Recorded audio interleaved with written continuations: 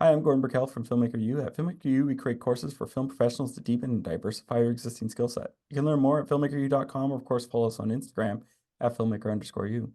Each week, we interview a film professional to discuss their work, and this week I'm joined by the sound team behind Apple TV Plus's Manhunt, Sound Supervisor Lauren Stephens, re-recording mixers Joe Barnett, and Adam Jenkins. Welcome to the show, guys.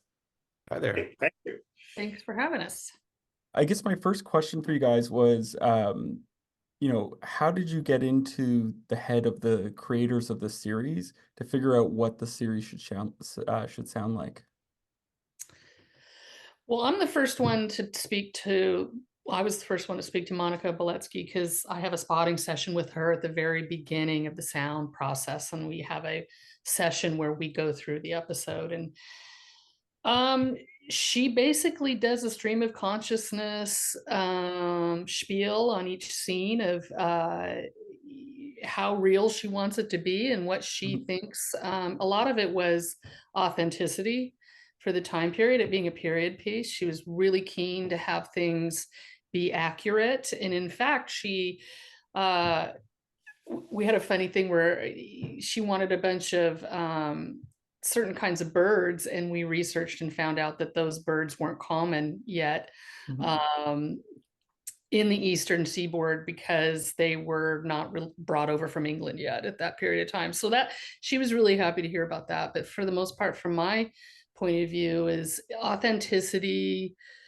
real wood floors, big wooden floors, lots, obviously no traffic, there was a lot of traffic sounds, wagons, proper shoes, proper clothing, and the telegraph had to be correct and period. That was a big concern of hers. So, that was basically it in a nutshell. It isn't really conceptual with her in this show.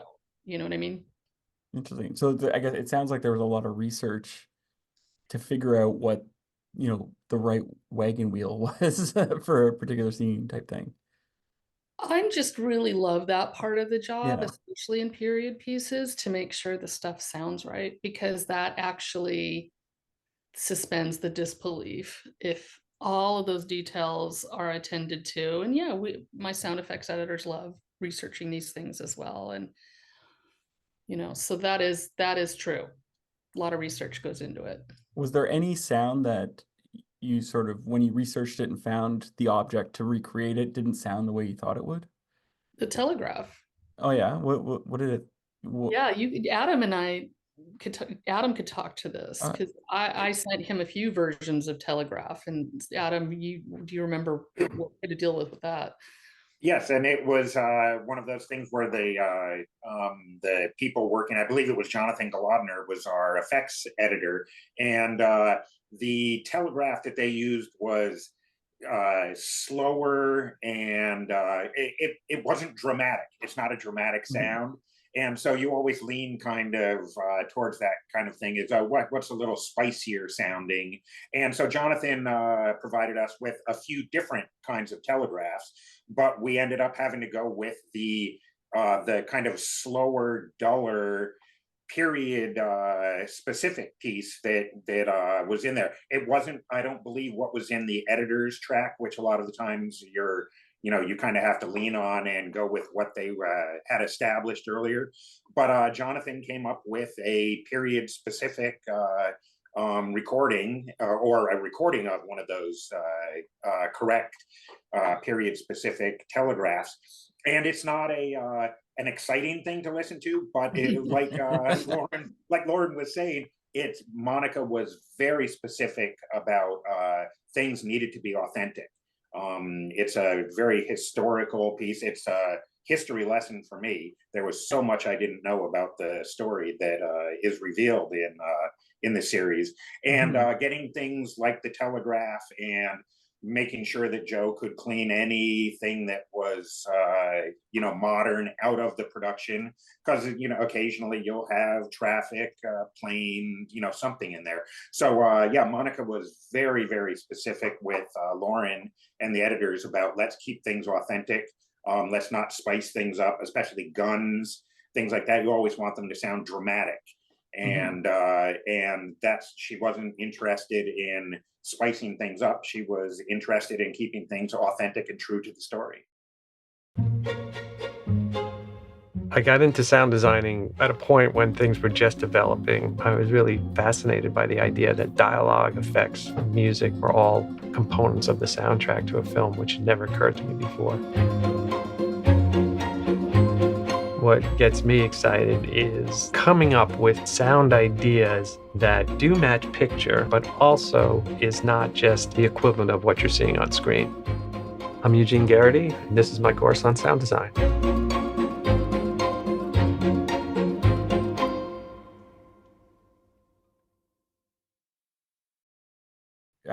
Was there any point at which it was like, okay, that just doesn't sound like something, and you had to spice it up, or was it nothing at all? Nothing at all. I believe that because things are limited, you don't have quite the palette that you do in a modern tale as far as backgrounds, and it was a quieter time back in the 1860s. There wasn't as much traffic, foot traffic, carts and horses and things like that. That's what you have to lean on, and it's not like there's a constant parade of them. So things are very quiet. That brings up issues with the dialogue because there's not much to hide behind. And so there are busy scenes where there's a lot of people around and things like that. But when they're investigating in the houses where crimes have taken place and assassination attempts and things like that, like Lauren said, the birds have to be correct. Would there be crickets in this kind of temperature? In places. So Monica was very big on authenticity, and Lauren and her crew provided us with the stuff to make it authentic. And no, we didn't spice many things up simply because that wasn't the thing. Yeah, one thing we did do, Adam, though, is remember all the fireworks. But again, I'm not sure whether that's something that we stepped outside of being period specific with or whatever. But yes, at the beginning, celebrating the end of the Civil War, there's lots of fireworks taking place on that evening, and that was fun to play with, especially in the space. Just getting obviously modern recordings of all those things is very nice. Everything's nice and clean, and matching the picture as much as possible.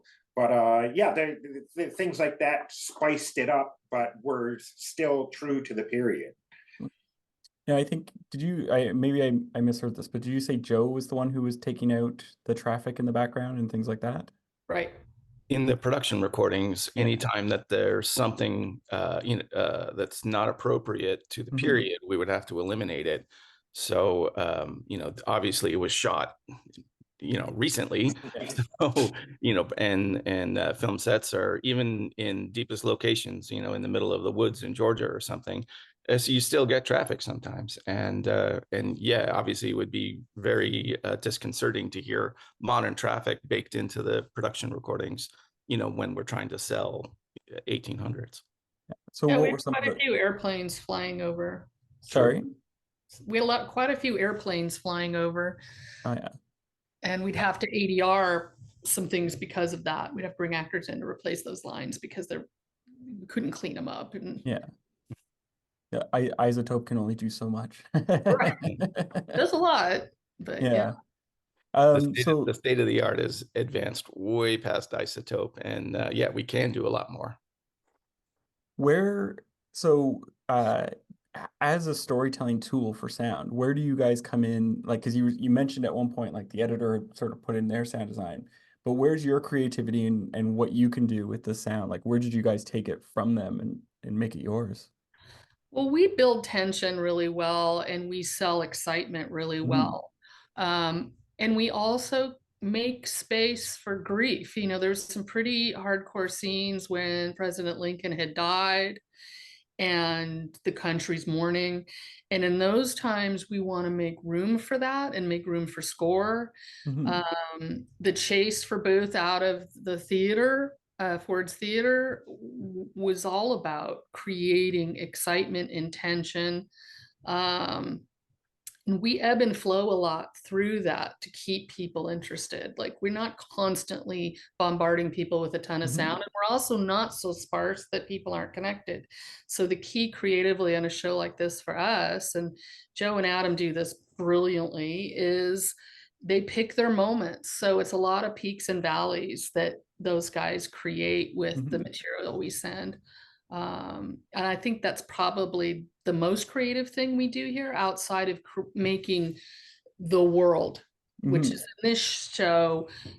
It's a lot harder than it sounds to create that world of 1865. It takes it's a lot of detail, and it's a lot of specialized mixing, which both Joe and Adam excel at. They're just beautiful at creating that space and have it sound believable. So you're just watching this period piece and you feel like you're there. And I think that's probably where our most creativity and skill came from in this. When you're talking about specialized mixing, like what do you mean by that? Like, how does that differ from regular? There was a scene going towards what Lauren said, as far as keeping the emotion in scenes that could be overwhelmed by sound. The scene with the train leaving the depot, they were going to take Lincoln's body back to Illinois, and they decided to do it as make an event out of it, have it stop along the way, so that people can pay their respects to the dead president. And as the train with Mary, Lincoln, and I believe one of their sons is leaving the depot, there's a ton of people around. There's the sound of the train idling, and then the train, a huge steam engine leaving the depot with all the people standing around in mourning.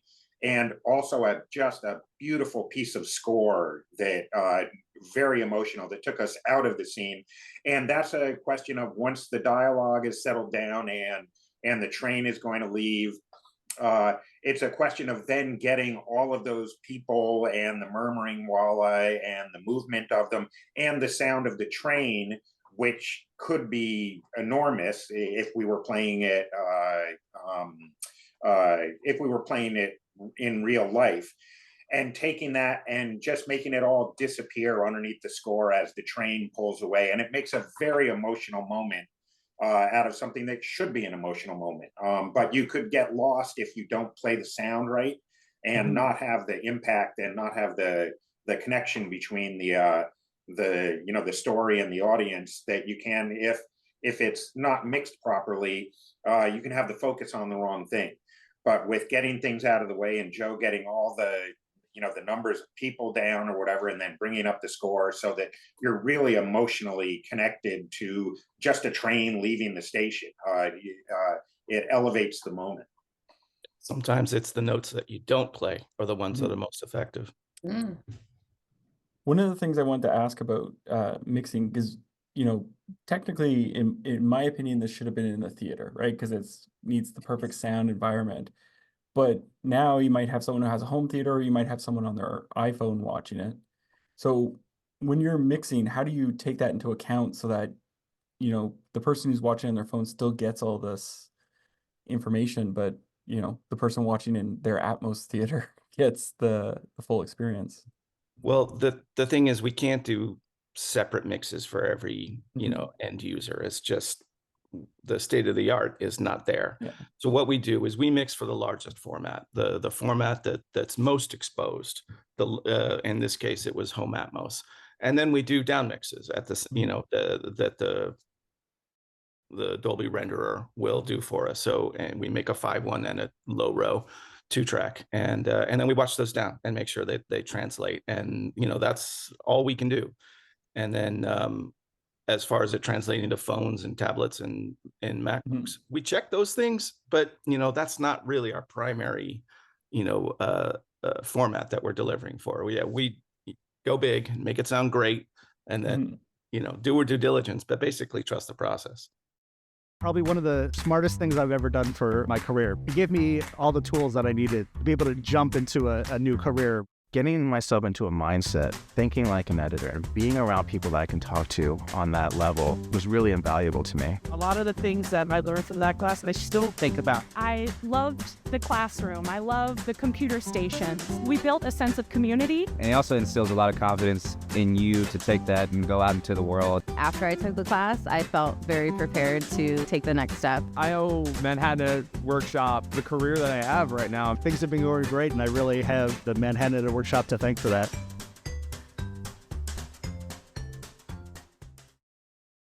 Yeah, I remember being in a band. You record something, go out, put a tape in the guitar, and see if it's sounding good still.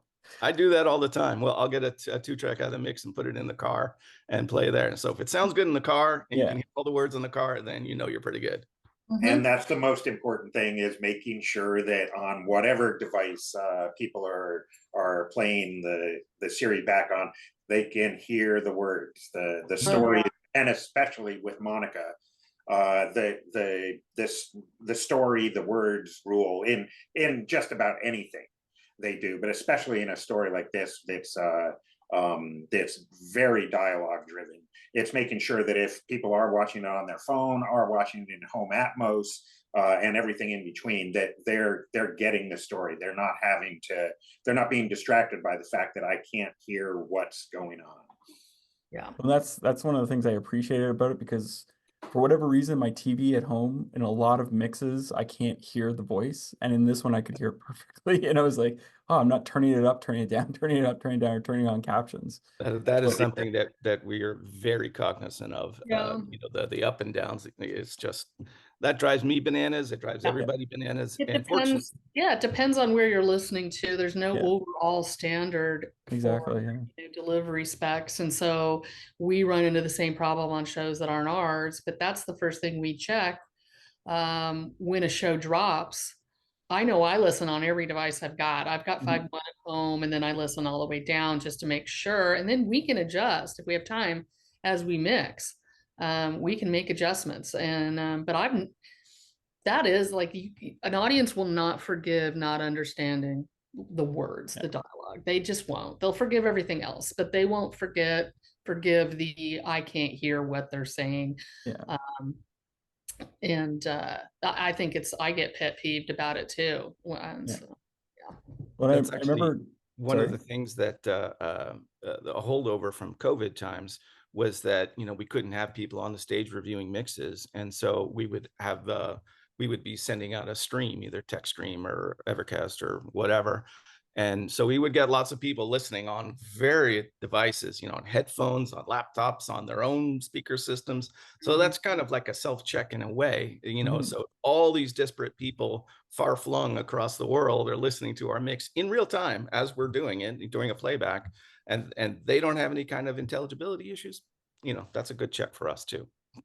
yeah. Well, I remember working with a sound designer once, and they said that, the audience will forgive, if the lighting's off a bit or isn't great, but if the sound is off, they don't forgive it.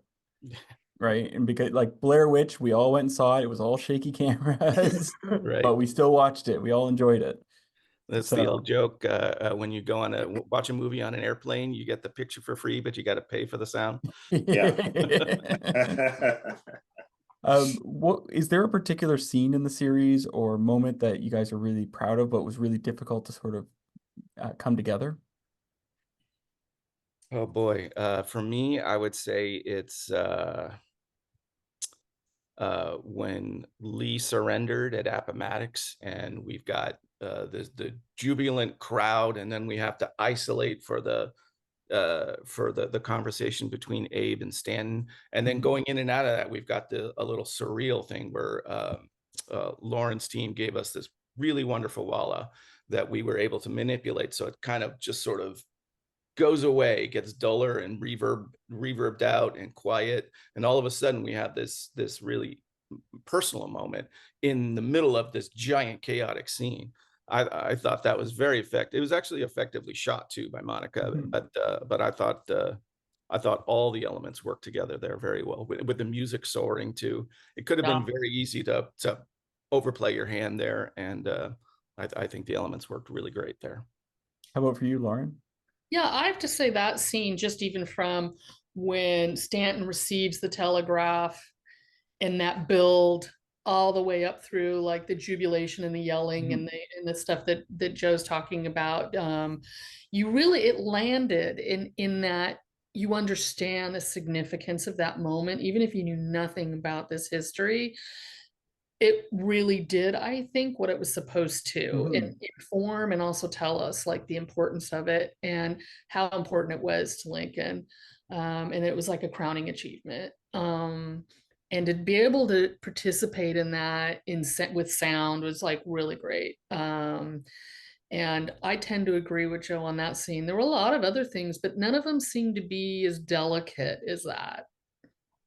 And then there's, you know, a little more obvious, the assassination of Lincoln and the build up to it, where you go from being in the bar across the street with Booth and you realize that, oh, this is about to happen. You know, historically, you know the story. So when you realize that, oh, he's talking to this guy about assassinating the president, and then following him across to the theater and how he accesses the booth, you know, up in the theater, the actual assassination itself, and then the chase. He did just jump down onto the stage and then run out of the place, but people did chase him. He had, you know, a horse waiting with an accomplice out in the alleyway behind. The whole chase of him, you know, getting out of town there and, you know, trying to make it to Virginia. It was kind of a little more obvious than what Lauren and Joe were talking about with the surrender.